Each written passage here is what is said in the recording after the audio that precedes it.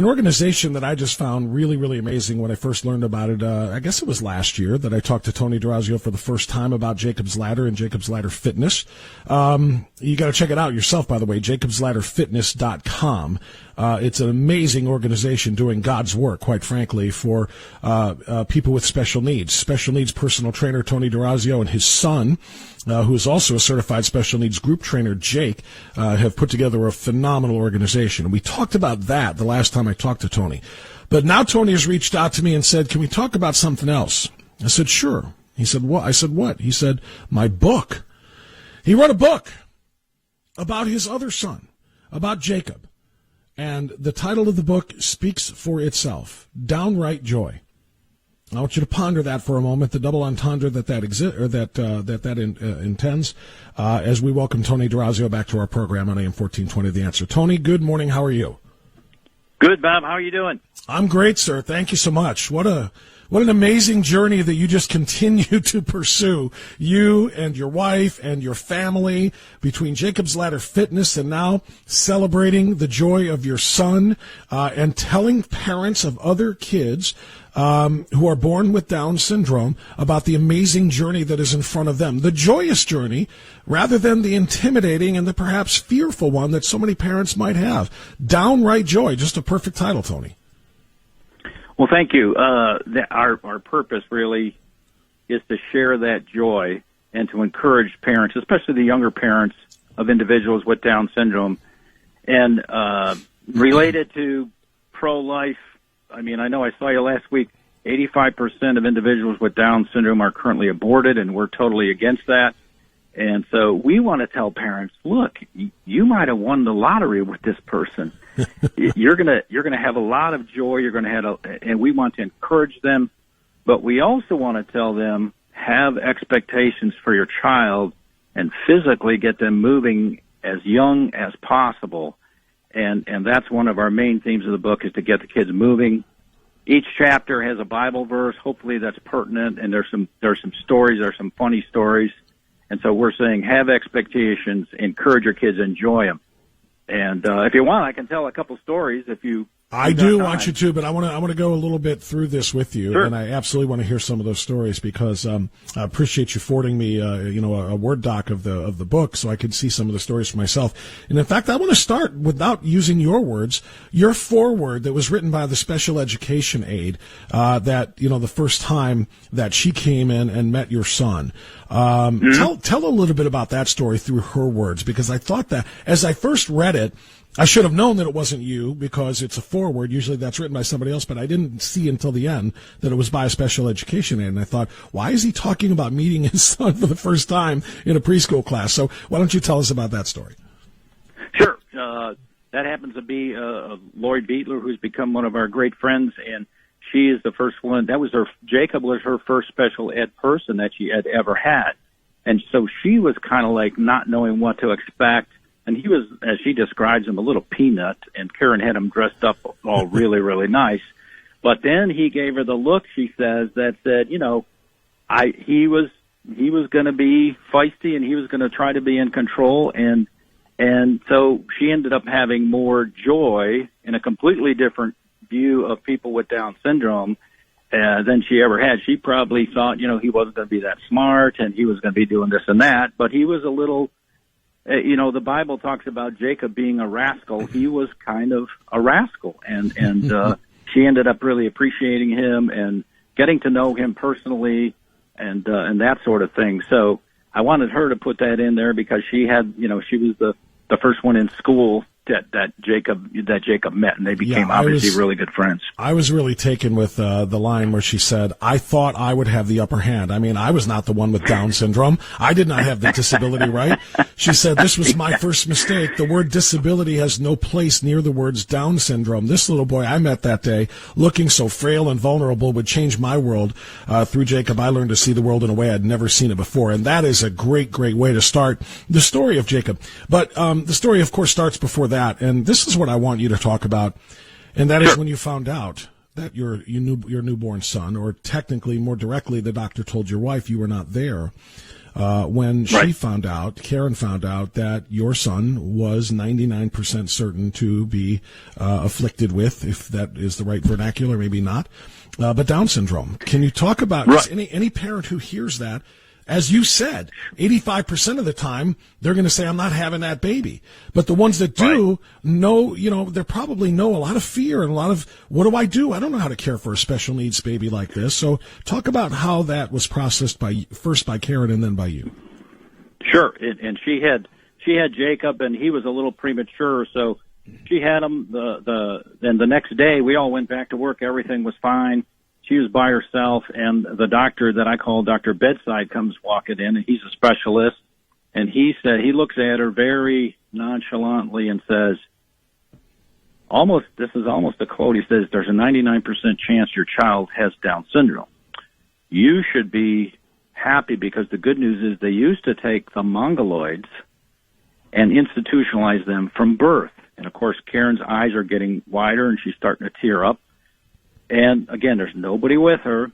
He says he'll probably never read, write, drive a car, or do much else. But there's some information at the front desk, and the hospital can help you out with some information. And he might as well have said, have a good day, and he just walked out. So she's by herself. So I refer to him in the book as Dr. Bedside. So she's by herself crying. She calls me. I'm not there. She calls her friend. She's still crying, but here's what happened. Then she got to hold her little boy, and then something started to change. And over the course of time, as I say, Jesus and Jacob changed Karen's heart, and she just took it up and just ran with it, and she's been just a great mom. She went from saying, "Why me, Lord?" to, "How did I get so lucky to have this guy?" And so her journey just continued, and we just embraced it. And I'll just give you one quick story about her. One day he was doing his homework. I think he was in junior high, and he goes, Mom, he goes, I have Down syndrome, so I can't do my homework. Karen paused for about a second or two. She looked at him. She goes, "Get your homework done, son," and walked out of the room. And he did his homework. And so she got to know him, and she got to know his ways and stuff. And she's like, "No, you can do your homework, and you can be a productive member of society." So that's how it started for her, and she just changed, and you just really loved him, and that's what we're trying to tell other people is you may have won the lotto. I mean, these people are amazing, and that's kind of how her heart changed. Another thing is that talk about being close to God. His grandpa, Jacob's 6 years old. 6 years old. His grandpa's dying of cancer. By the way, let me bring this current, if I may, before you tell that part of the story with Jacob. Sure. The 6-year-old Jacob was the story you're talking about now from chapter 4. How old is Jacob now? 20. He's 20. 20. And he is a certified. What was the title again? Certified special needs trainer, was it? Yep, I'll tell you, and what I say to Dr. Bedside at the end of the book is he's a certified fitness group instructor for special needs. He leads 4 classes a week. He's CPR certified. He's an orange belt in Taekwondo.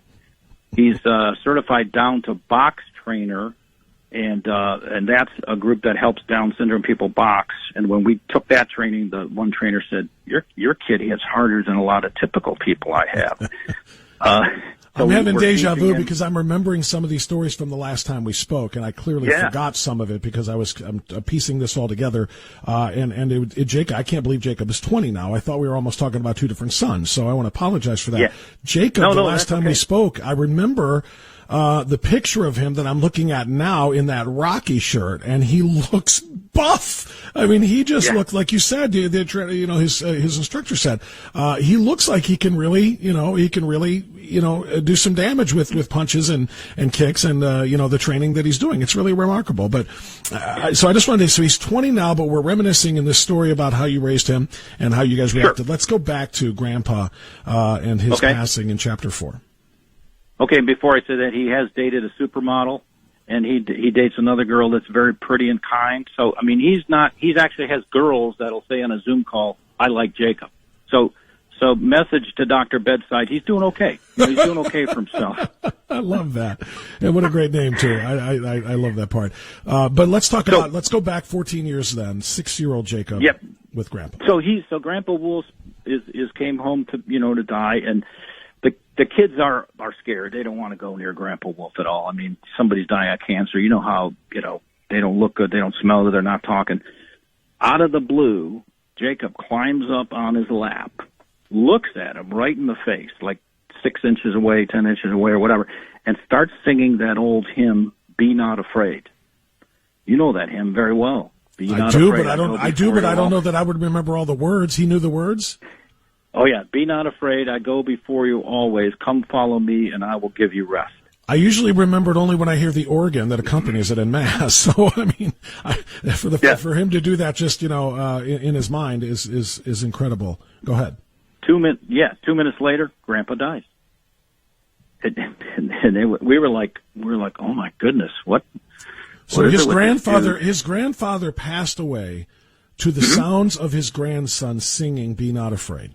That's how he died. He slipped off into eternity with the voice of his grandson singing. Absolutely. There's no way to describe that. Yeah, I mean, it's just like we're like, oh my gosh. So that's one story. Another story is called "Swimming Angels." Now, this demonstrates a couple of things that are very important, and there's 2 parts to the story. Number one, we had him in swimming lessons when he was 9 years old, and I would say, do not wait till your kid's 9. Get them when they're a lot younger, like 4 or 5, whatever. Karen had him in the water early at Cleveland State, but formal swimming lessons starting when he was 9 years old. Okay, so we're at Strongsville Rec Center. The lady that was the instructor was not a special needs swimming instructor. She was a swimming instructor. And one thing she did not do with Jacob, she did not feel sorry for him. She was like, I envision her as a Marine drill sergeant, but she said, you're going to learn to swim, son. And that's what she did. So she had clear expectations of Jacob, you're going to learn to swim, and he learned to swim very well. One Saturday, we're at her swimming lesson. Jacob's swimming down the Strongsville Rec Center pool in the deep water. He starts to go down a little bit. Good wife Karen and good mom starts to get up to rescue her little pumpkin. The swim instructor, Marine drill sergeant, puts her arm out in front of Karen and says, "No, stop. He's fine." We're like, oh my God. Sure enough, Jacob, 2 seconds later, never noticed us. He recovers. He's swimming down. He's fine. So she had him going off the high board. She taught him to swim. She had expectations. She coached him. And it was just a beautiful thing. We came to really love and respect her. So that's one part of that story, expectations. Other part of the story is same pool, other side of the pool, Sunday morning, Special Olympics swim practice a couple years later. Jacob has swam in Special Olympics. He's won medals. He's done well. But this morning, he cannot swim. Suddenly, he's just like totally disabled, and we're like looking around. Well, Bob, some of the Special Olympics volunteers are from the high school swim team, and some of them are females dressed in bathing suits in the water. So Jacob has his arms around this one swim volunteer who has never met him. She doesn't know his swimming skills, and she doesn't know his other skills. She's never met him. He's got his arms around her, and she's probably thinking, oh, this poor special needs boy, he can't swim at all. I better just hold him. And sure enough, she's holding him. Karen walks over to the pool. Jacob's got the biggest smile on his face. He's exactly where he wants to be. And Karen says, "Throw him in the water. He can swim." So the girl's like startled. She doesn't know. He swims away, and she. Go ahead. Go ahead. He swims away, and I don't know if she was thinking, those evil parents, they're making that boy swim. Or she might have been thinking, like, well, he swims really good, that little so-and-so. Yeah, well, you know what it is? It's Shades of the Sandlot is what it is for me when Squints pulled that I'm drowning routine in order to get mouth-to-mouth from the pretty lifeguard. Your son knew how to make a play. That's just remarkable. Exactly. Well, listen, Tony, this is some amazing stuff. I'm not one for PC, which you probably know. And special needs are special needs, but literally some of the stories that you demonstrate here and that you tell with your son almost make me want to drop the word needs. Just special. Because the story about Grandpa, honestly, and some of the other things in here, it's just special. And I almost, like I said, I don't normally do that, rename things for the sake of political correctness. But boy, oh boy, what a great gift this will be to any parents who find out that their child is a special needs child or is a Down syndrome child. There's just so much inspiration in this. Again, take a look at the title. I don't mean to over dramatize that, but downright joy. Downright joy. It could not be better stated. Tony D'Orazio, how can people get that book if they want to share that inspiration? Right now I've got my final edit to do, and they could just email me at td'orazio@att.net, and we're compiling a list, and we've got lots and lots of people that want to buy it already. So it's td'orazio@att.net. How about rather than trying to spell D'Orazio for them, complete with punctuation in it, how about we send them to jacobsladderfitness.com? Can they find you there? That'll work. Yep. Let's do that. Jacob's Ladder Fitness. It's much easier to spell. jacobsladderfitness.com. Go to the contact part there, and you can reach Tony to get this book about his wonderful son and the wonderful family that he has put together, he and Karen have put together with his son. Tony, thank you for the inspiration. God bless. Thank you.